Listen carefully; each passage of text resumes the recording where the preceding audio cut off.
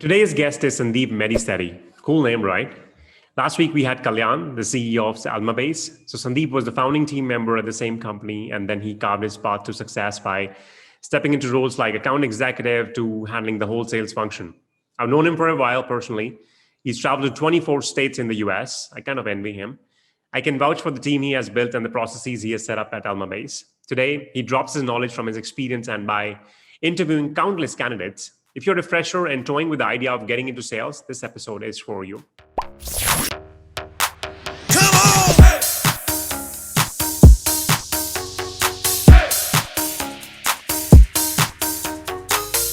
All right, welcome Sandeep to the episode 18 and season 2, first episode of season 2 of SalesPin. Thank you so much for coming. Awesome. Thanks for having me, Rahul. Very excited. Absolutely. Been a huge fan of all your content on LinkedIn, so pretty excited to be here. You're such a liar. All right, awesome. Let's get started. I think today's topic is pretty interesting, and I know I say this all the time, but today's topic is actually interesting because this is focused. This is directed towards a lot of people who are struggling, and they don't know where to go to. They don't know how to really tap into the sales. So that's exactly what we're going to discuss today. Before that, I think it'll be interesting for everybody to know how you got into sales and why you love what you love about it, and why are you asking people to get into sales in the first place. It's a high pressure job. So yeah, sure. So my entry into sales was an accident, right? So I just want to become an entrepreneur. That's my only idea. I rejected my admission in IIT Bombay. And then I also rejected a job in Reliance. I was a chemical engineer by education. And I also rejected a job in Mu Sigma, right? Wow. So after all of this, I just wanted to be in Bangalore or in San Francisco. These are the only two places that I knew where a lot of startup scene is happening. So I wanted to be in one of these places. And two of my best friends are also going to Bangalore. So I just okay, let me go along with them to Bangalore. And I found a startup who ended up giving me a job.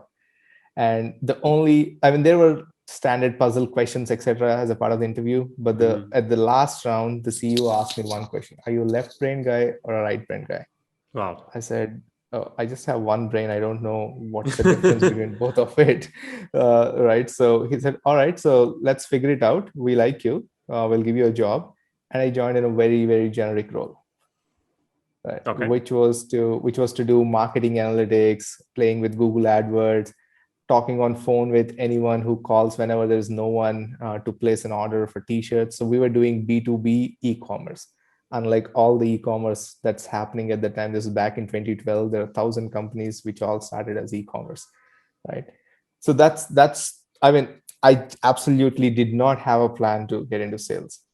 But one day there was this person who called us in the office. No one was there. I was the only one because I get free Wi-Fi in office. I used to stay overtime and then just keep looking, watching different videos or doing courses on Coursera. And this person wants to place an order for 15 t-shirts. I'm like, okay, I did not know. So I gave him my CEO's number. And the CEO called me back and said, "Why did you even give my number to that person? You could have just taken the order."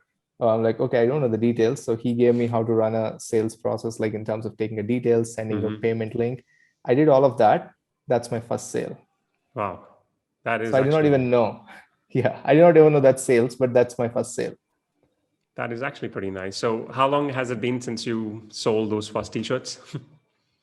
It's been 7.5 years now since I sold my first t-shirts. So then once I sold it, what really pushed me to sales is I was following up with my customer support team, whether the t-shirts were delivered or not. So the CEO came back and said, "You seem to be obsessed with the customer happiness and the customer satisfaction. And that is exactly probably what could help us do better at sales right at the beginning itself, because you have that love for the customers," right? Then he pushed me into sales. That is actually pretty nice. I mean, I've never thought of it that way. That customer obsession, customer like you did, right? I'm pretty sure a lot of salespeople, including me, probably would not care a lot about. I mean, we do care. I'm not denying that we don't care. I'm not saying because of the sake of camera, but at the same time, I mean, we probably tend to lose the sight of what happens after the sale is made. So that's something which I think Yeah, everybody we can learn move from. on. Yeah. Yeah, we move Because on because we have quotas, we have targets, yeah, everything, right? we want to the next customer, next prospect. Yeah. So closing Yeah, to next deals and deals and deals and so on. Yeah. I think that actually yeah, makes sense. All right. So it's been 7.5 years since you made your first sale, and I'm sure that's yeah. been an exciting journey. So, what would you like genuinely love about sales? Like I can understand you have the customer obsession, so it's Mhm. definitely coming from a deep love for the customers, and Uh-huh. I'm sure the processes. But what do you love about sales in general?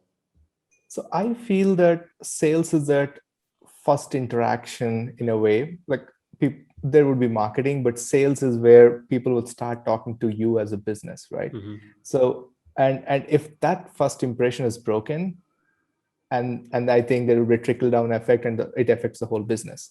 Mm-hmm. It kind of so for me, I wanted to become an entrepreneur, so I wanted to learn this, Mm-hmm. because if this point things are breaking, then there's no business at all. Mm-hmm. We just shut shop and we just leave, right? So that's what really excited me to stay in sales and learn everything, because I felt that it is a centerpiece, and everything else is the inputs and outputs are going from the centerpiece, be it for product building, be it for processes, be it what Mm-hmm. customer wants. So that really excited me, and for me that gave me an opportunity to learn more about the customers and understand, okay, what is it that we need to build for revenue growth, and how Mm-hmm. can I now give these inputs to the product team. Of course, Mm-hmm. product team would have their own analytics and things like that. So I think for me it's all about building business, and I feel that sales is a microcosm of the bigger business, right? Got it. So that's what excites me. Interesting. So I can totally see why you love sales. So why would you ask somebody else? So let's say that there's a youngster, who passed out of the college, irrespective of their background. If you were to convince them, hey, you should join sales, and give them top three reasons, what would that be? Sure. So over the last 7.5 years, what I learned is sales is also about not selling snake oil. It's all about solving problems. Like whatever we have seen in the movies, and all the exaggeration, doing an Mm-hmm. awesome phone call, wearing awesome suits, all of that, right? The days are gone. Mm-hmm. No more. Probably there are 5% of sales that are happening through that kind of a style these days. Mm-hmm. But now it's all about solving the problem. That's it, right? So for anyone who's interested in solving problems right after their graduation, or when they're looking for a professional career option, they should Mm-hmm. definitely consider sales. Typically, even when I was graduating, people said, oh, there is software engineering, there's investment banking, there's consulting. Everyone, there are multiple blogs, multiple resources, and all talks around these three, right? But no one's ever told me, or that I couldn't find much resources on how to sell, right? Fair So enough. I feel that it's all about problem solving at the end of the day. That's why I would recommend people that, hey, this is more of a cerebral job and less of lip service. Fair enough. Fair enough. That's one. Okay. If somebody likes problem solving, if Mhm. they're ready to jump into sales, they should have a mindset where they understand, hey, you're not getting into a role, which is probably inspired by Wolf of Wall Street or all those movies. Yep. There's actually much more to it, and like you said, you have to have that problem solving mindset. Okay, that's one. What's next? Yeah. The other thing is, if you want to build business Mm-hmm. by yourself, like if you want to start something by yourself, maybe 10 years down the line, Mm-hmm. this is the best opportunity. Like you're seeing everything right there. Think of this as you have. I play a lot of cricket, or think of this as if you're a tennis fan, you are that person, like a ball boy right there, where you would be looking at the action very closely, right? So you would see the whole business building and the growth from a very very first-hand experience, which will help you to build your own business in the future. So if you're an aspirational entrepreneur, there's no other way. I think there's no other opportunity or career option for you to explore. It's just sales. That's actually That's what I pretty feel. good. One other thing which I would probably add on to that is, and not to that particular fact, but yeah, probably a separate point, which will be, Mhm. so think of it like, for example, I used to work in customer service when I started Yeah. my career, and I remember, we used to not get paid a lot. And that there was a simple reason, right? Because you are solving a very small problem. Customer has deal has already been made. Now you're just taking care of after sales, right? At the same time, of course, I had high aspiration, and somebody, I don't know who, told me a simple principle. It's like, hey, you know what? Sales is what brings money to the table, right? Yep. Consider it like, they're bringing a pizza to the table and there are 8 pieces. Sales get the biggest piece because, of course, they are bringing the money to the table. So if you are aspirational, if you are, like, I would say, competitive, and if you want that competitive spirit to be paid in a way, I would say that could be another reason for you to join sales. Absolutely. So I would also add to that point, Rahul.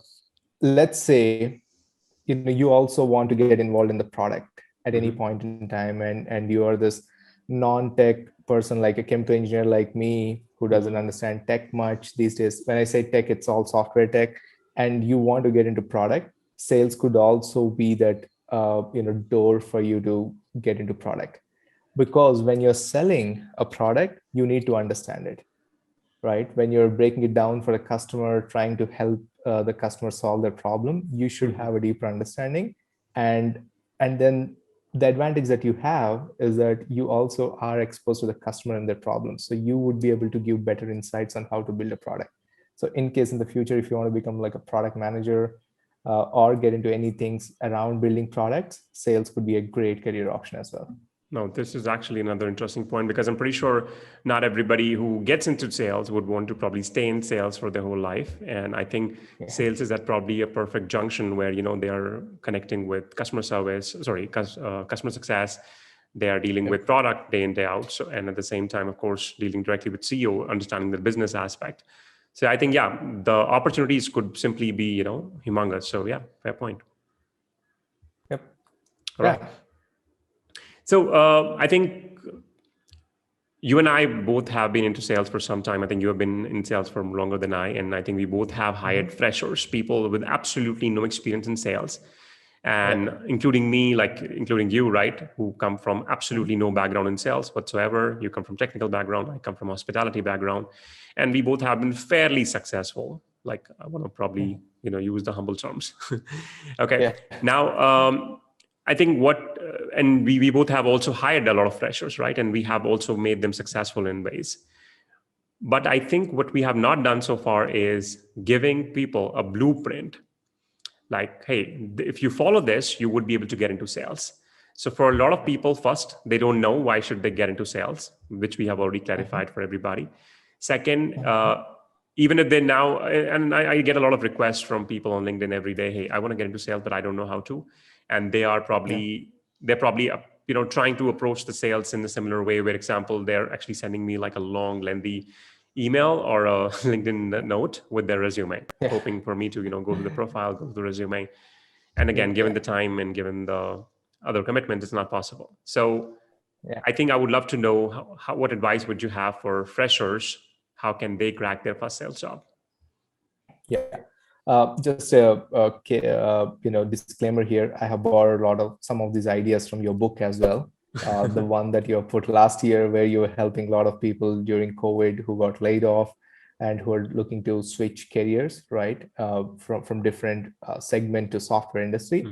So for me, and you could also add to this. So when we start looking for people, especially freshers, right, the first thing we'll look at is, do they have curiosity, right? Because what's really important is, if they don't have that curiosity to learn about something that they don't understand, and if they don't have the curiosity to go that extra mile and find out what the customer wants, I think that's a big deal breaker. Well, there are many skills that sales might require, like email writing, etc. Those all would come secondary. But for us, when, at least at Alma Base, when we're looking at, we see for curiosity, right? And the second is coachability.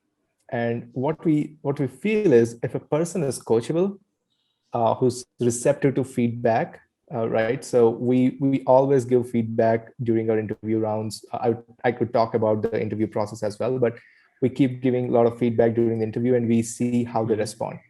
If someone has a very closed mind, saying that oh, what this other person is talking about me is just BS, then we do not want that kind of people. To collaborate with people, you need a very open mind, and one should be receptive to feedback, and that's how you could improve things. That's how you grow as a human being and also your company, right?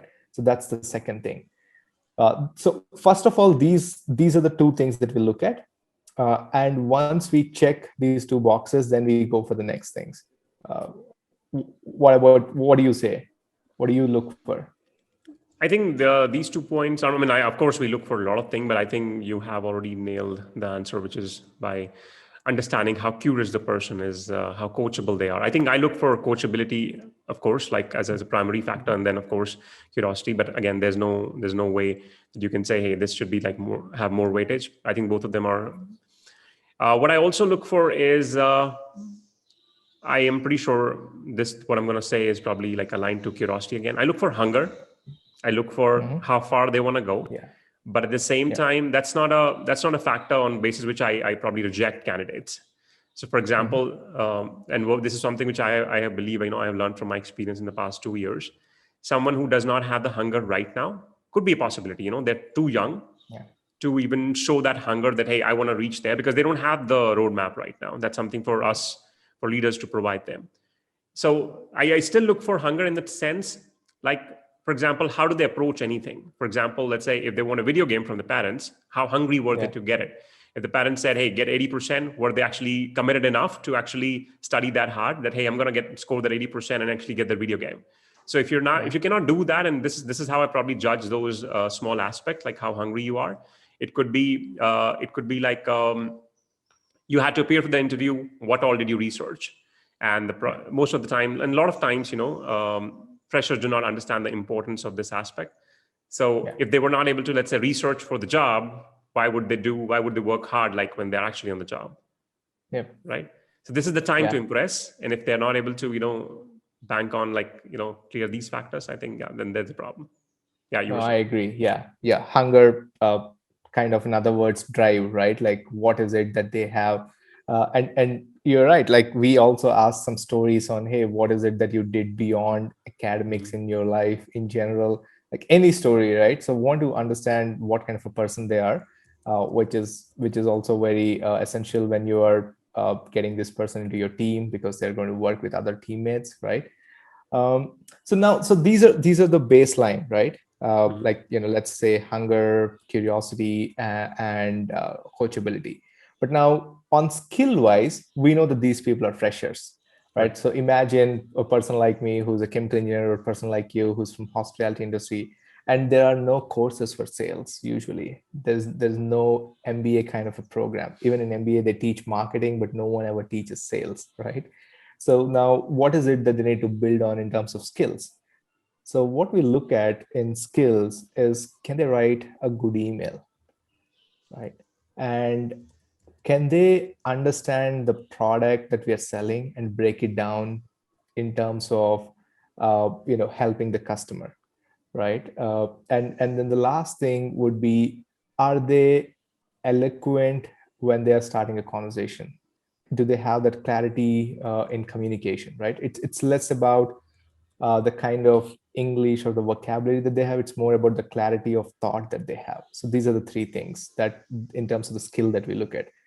Now, what do you think? I can break down these three, but I would love to hear what kind of skills you look at. No, absolutely. I think clarity in communication is something which I definitely pay a lot of focus at. At the same time, I think one of the questions even I published in the book was, and this is something which I do till today, and you would be surprised to hear a lot of people still do not prepare for this answer, which is where I simply ask them, hey, explain the product which you are, my product, the company I'm working for, explain my product to a 6-year-old kid.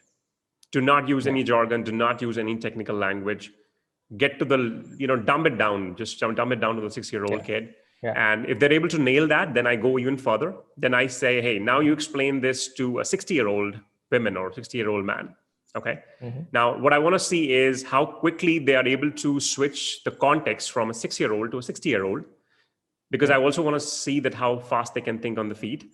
Sometimes Mhm. when I see, the candidate has potential, I would also give them like a minute or two. Hey, you know what? I understand this is a question out of the blue, so take some time, even switch off the camera, have water, whatever you want. Think your thoughts. Make a Yeah. notes, whatever you want. If you're able to answer that even within less than 2 minutes, I think you're able to nail it. Then of course, anybody can cram those. Anybody can just mug up the whole definition of what the product does, right? The whole idea Okay. is, can you, and because that's exactly what they would have to do when they will go on cold calls, right? Explaining Yep. somebody what the product does. And that's what I think most of the sales leaders have also been teaching nowadays. Just dumb it down. If you can't Yep. if you can't dumb it down, no matter how complex your product is, yeah, you will have a hard time. Yeah, because I think we all have less attention spans, right? So you Absolutely. are interrupting someone in their busy day, just like how people might be interrupting you with a LinkedIn message, and that's what Mhm. you have been telling, right? They write a long message, and I don't even want to read.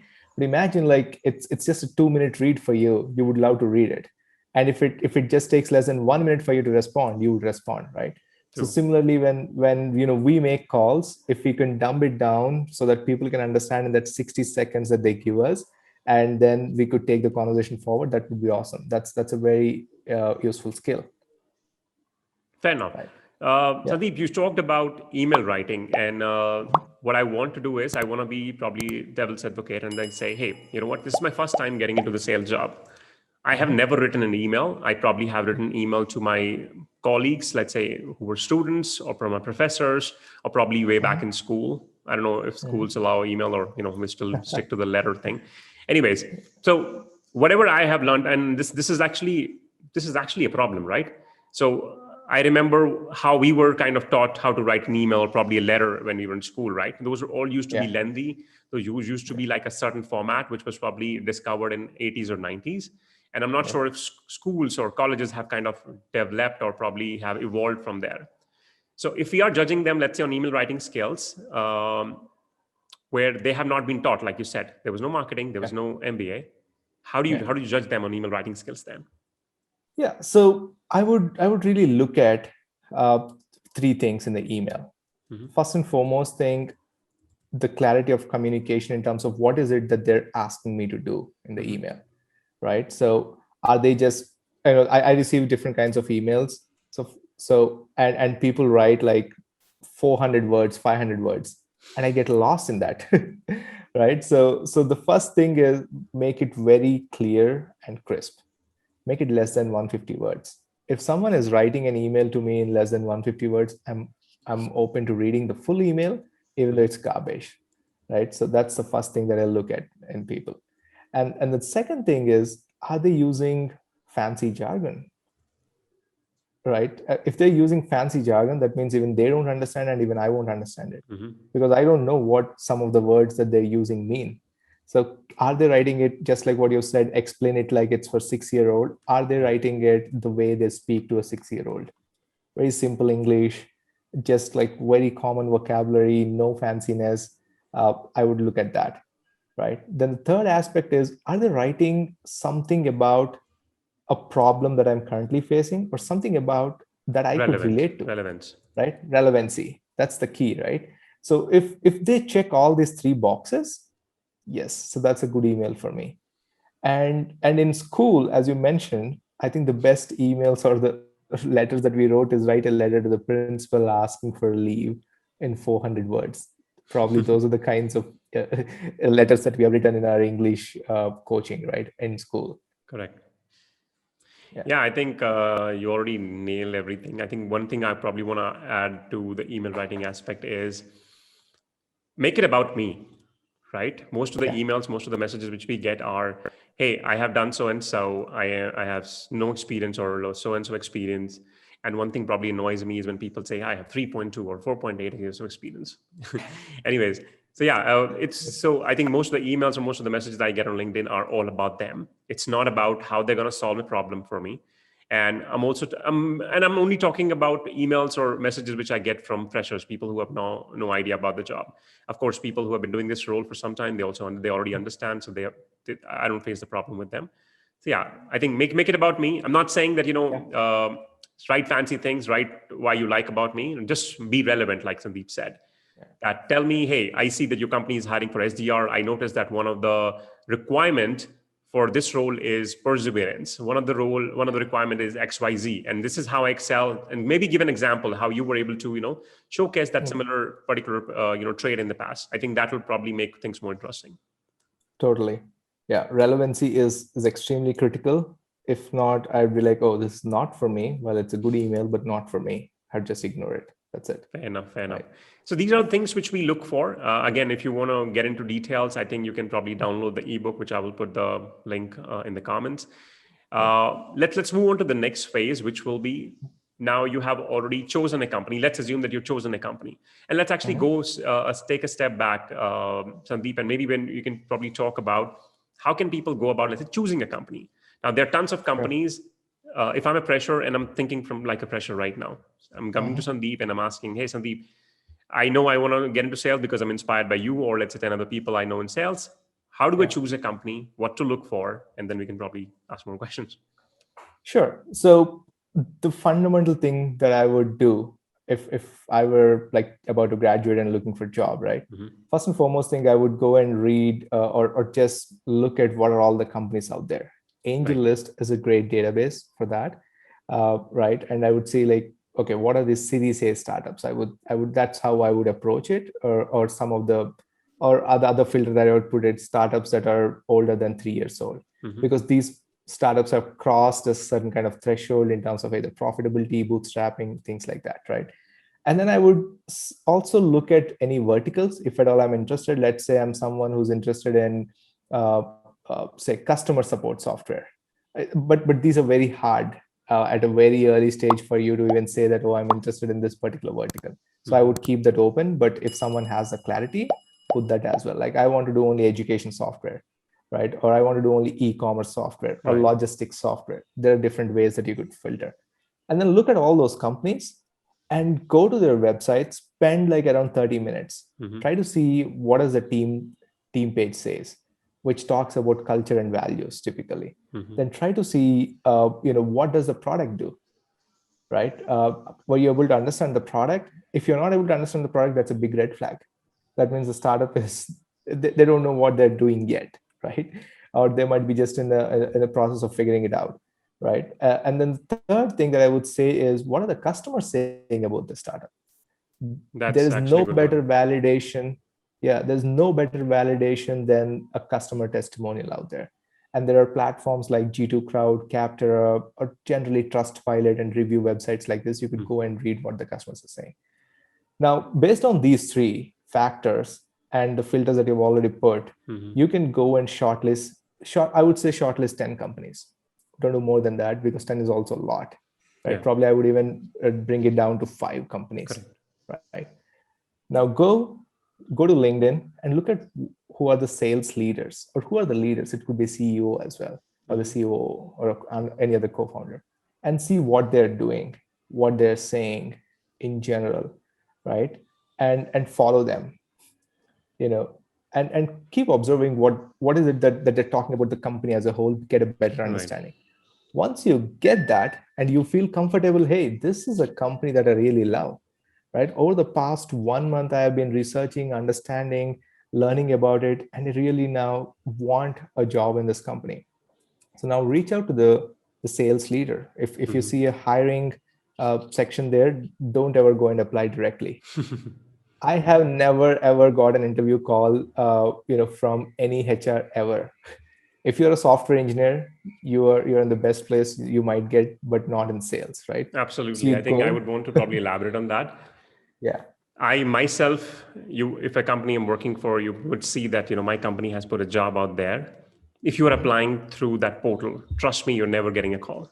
And I don't mind, saying this on a, podcast, but I'm also speaking the truth. You will never get a call, because when you do that, you actually go into a pool of 200 candidates, 300 candidates. And as brutal as it sounds, then I don't have filters. I don't have filters to find out, that, hey, out of 200, how do I go to 10 or 20, or let's say from there. So do not apply from the portals unless you are applying for other roles. Sales, big no. Go ahead. Exactly. No, let me give you this amazing numbers that we had in our own jobs board, right? Mhm. For one SDR role, we got 400 applications. Right now the whole idea is, how do you cut through the noise, right? How do you stand out? Like, everyone in that 400 has an equal chance when, if you're going through the HR, everything, right? But you need to do something beyond to grab eyeballs.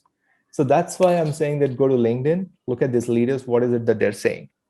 Now, use the same email writing technique, right? Where you make something relevant for them, keep it short, and speak to them about what is a problem that you could solve, right?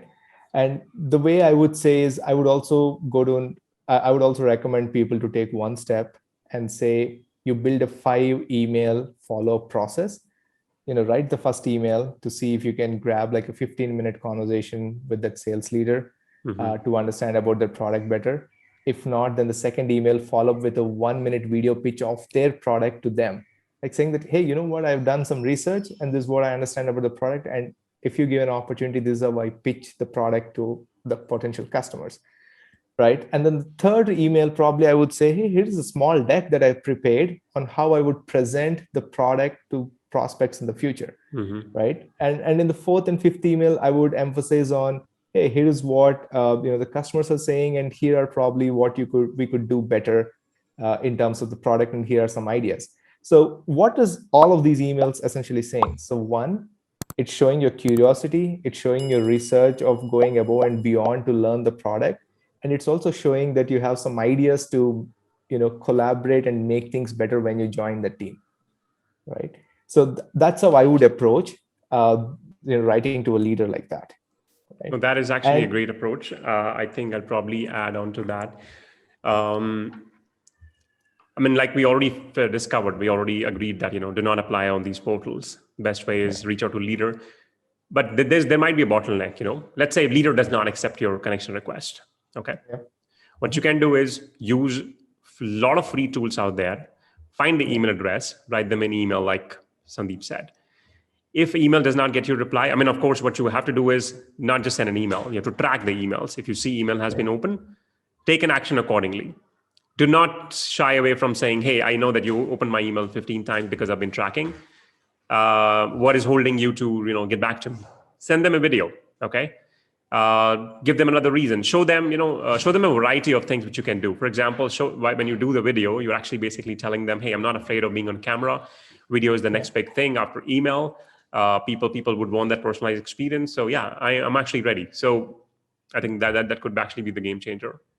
See, the key factor here that Hmm. that you're, if you think of it from people who are hiring, right? Like both Hmm. of us, what we would look, okay, is this person, how quickly can this person start selling, so that we hit, as leaders, we hit our quota as well, right? Hmm. Because every company has a certain revenue goal, and you're hiring the salespeople to accomplish those revenue goals. So Right. let's say if there's a candidate who would take 3 months to get trained and get their feet wet and get ready to sell, versus a candidate who has done all this legwork way before, who's sending you a video, sending you a presentation, and gives you an impression, oh, I mean, I just need to train a couple of weeks for this person and he or she is ready, Hmm. right? So suddenly, you're saving, or as a company, you're getting 2.5 months in your bag, and you could probably have a better chance of hitting your quota as a leader, right? So that will give the advantage to these candidates if they look at this approach and if they take this approach. That is actually bang on.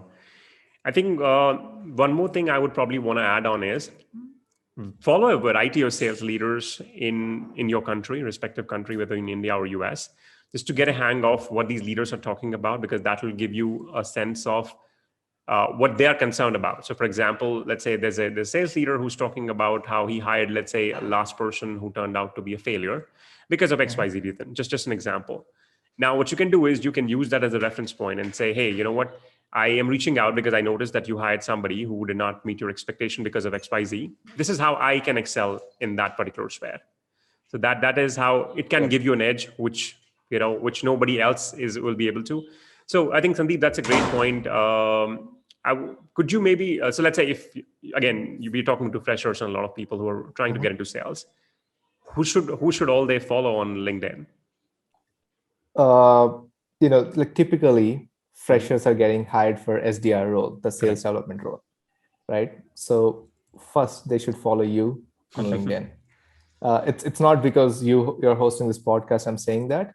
There are very less SDR leaders out there who really care about SDRs, who speak about how SDRs need to function efficiently, who also speaks about how companies need to treat SDRs better and pay them a fair compensation, right? The very Mhm. less SDRs leaders like you, especially in the Indian SaaS ecosystem, and who has that exposure of working with some of the giants now like ChargeBee, Thank you. Whatfix, like all of these the unicorns, right? Right. So first it's you. Then the second person that would come to my mind is Prekar, who's that early salesperson who was accidentally again pushed into sales. He was joined as a marketer in Whatfix and now the leader in sales.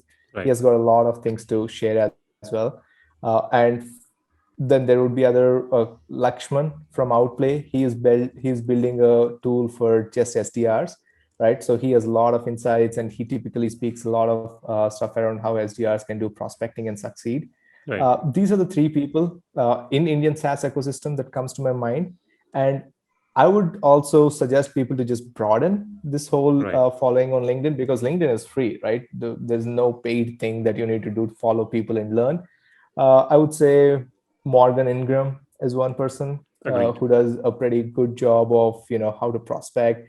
He's always coming up with a lot of innovative ideas. So that's one other person that I would say. And there is another uh, uh, person, John Barrows is one more. While it could be very, at the beginning, it could be overwhelming, Right. but he also has some good content out there where people could just follow all these five people, and that should be great. Yeah, I think the list is pretty big. I would try Yeah, to put like a list together and for everybody so that they can simply download and click the link and start following those people. And do not be afraid. Do not be scared of following these people. You're just following them. You don't have to connect with them because they might already be yeah, above the threshold, the yeah. 30,000 limit. But yeah, just follow them, read the Oh, content, interact with the content. If you think you're actually feeling confident about it, feel free to show your yeah. curiosity here. If you don't understand something, feel free to say, hey, I'm a fresher, I'm trying to get into sales, could you maybe elaborate on this, something what they might have posted which you don't understand. Absolutely. Just comment on them, and all these people would be more than happy to just reply, right? When Right. someone is asking them a question. One more person, the Lemlist founder, who kind of built like a company from nothing to now, I think it's in double figures ARR. Mhm. So they do an amazing SDR work and cold email, cold prospecting in their blog as well. So I would also recommend. His name is G, just G, founder of Lemlist. So I would also recommend that person. Absolutely, yeah. The list is totally endless. I think there have been Yeah. tons of people who have been actually trying to get into. At the same time, yeah, I think I'm reading a book. I actually downloaded a book, Tech Powered Sales, and this is all about sales development. But this will be totally overwhelming for you right now. So once you've spent like an year or so, that's when you can probably go into this. The space is absolutely amazing. I do have a follow up question, Sandeep. So there are a few companies who would also hire a lot of freshers as account executives Mhm. directly. While we know that the path which we have kind of shown to other SDRs in the past is, hey, why don't you start as an SDR, work for a few months, and then you can probably see where you probably want to head and eventually become account executive. Do you think that's Mhm. the right approach, or do you think what we have been doing so far is become an SDR and then go to AE role is what works best? Yeah, so it's a very tricky thing when you hire someone just as an account executive directly. Hmm. The reason being, one, they might not understand the market, they might not understand the context of the customer problems, and they might not, just so any product, like almost all the products are awesome out there. Let Hmm. me tell you this, right? Like if you ask me, hey, what's the difference between an X product and Y product who are competitors in the same space? In features wise, it's almost the same, but it's the salesperson's job, or the role there is to present that particular feature in the context of the customer problem. So if they don't understand, and Hmm. as an AE, that's what you would be doing day in and day out, you're setting your team for failure. And that's like a very bad experience, customer experience. And that means you're losing this customer for another 3 years because in SaaS specifically, as the contracts are signed for 2 to 3 years or sometimes in 5 years as well, so you're losing an opportunity. So I would say, hey, start with small steps, probably like give someone a role for SDR for 6 months and then graduate them to an account executive. Fair enough. I mean, I would say that will still be too early because they would spend some few months just learning the SDR job. But yeah, I think that's a fair assumption. Let's say there could be a few people I think I've known who were pretty sharp. I mean, they probably had some sort of own entrepreneur or business background, so they would come crack the SDR job like in 3 or 4 months, and then they're ready to become like an account executive. So there would be exceptions. I would not deny it, but I think what you said makes sense. Yeah, exceptions are always there, but I would also add another point to that. So let's say if you are hiring someone for an AE role, then make that person do their own prospecting. Don't give them leads. So when they're prospecting, they would understand things from ground zero, right? But if you're feeding them leads, that means they just don't understand what's going behind the scenes in terms of how persistent someone needs to be to get a lead. Totally. Yeah. Thanks, Sandeep, for coming on the show. We are moving towards the most exciting part of the show. That's what like a lot of viewers have told me, which is the rapid fire. Let me know when you're ready. Okay, and I'm going to ask you just 5 questions, and the way it works is it becomes harder and harder eventually. Okay. Okay. All right. I'm excited. Ready? Let's go. All right. One company you would bet in India and US. Right now? Yeah, right now. I would probably bet on. There's so many companies, but I would say Stripe is my go-to company. That's in US. What about India? Yeah, that's in the US. In India, I would probably bet on. I know it's a tough one. Yeah, it is. There are many companies. Okay, hold on. ChargeBee. They're already a unicorn. Let's move to somebody who's not a unicorn yet. Somebody who's not a unicorn yet. Okay. I mean, I think ChargeBee could grow much bigger, so that's why. So okay, I would bet on this security startup Cloudal, which currently I'm collaborating with them because the reason why I'm helping them as well as security. Cloud security is a massive thing, and they have a lot of tailwinds going towards with them. Okay, so I'd bet on them. All right. Yeah. Do you read books? Yeah. Okay, one book that changed your life. Never Split the Difference. Interesting. If you were not in sales, what would you be doing? I would become a squash player or a cricket player. Awesome. That is actually getting interesting. All right. One piece of advice for your younger self. Should have quit engineering way before and just picked up a sport as a full-time career. That is actually good. Okay. Last and the most interesting, one thing which you hate about sales. The number-driven approach, and you get judged by only numbers. Unfortunately, I hate that. Yeah, I mean that's a path which we chose, right? Yeah. No, I mean, see, you might be an awesome salesperson, but unfortunately, if the company is not doing well, and you bet on that company, just like many people who join startups, right? Right. And for whatever reasons, the company did not grow as much as you thought, and so suddenly you don't have anything to say. Oh, I've hit 125% of my quota, or 150% of my quota, or 100% of my quota on your LinkedIn. Then that makes your life very tough, right? So that. Yeah, well, it's a great thing to measure on numbers, but that's the part that I hate. Even I don't know how would I judge a person if I don't know the numbers. True, absolutely. Yeah, I think unless we come with a better solution. Yeah. All right, thank you so much, Sandeep, once again for coming on the show. Really appreciate it, and we will stay in touch. Yep. Thanks, Rahul. Thanks for having me. Thanks for watching this video. If you like the video a teeny tiny bit, would you like the video, subscribe to the channel and tell me what you liked? Throw your best insult at me if you did not like any part and you would want me to improve. I promise you will not offend me. Seems like too much work, right? Let's start with subscribing and let me know in the comments what I should cover next. Thanks again.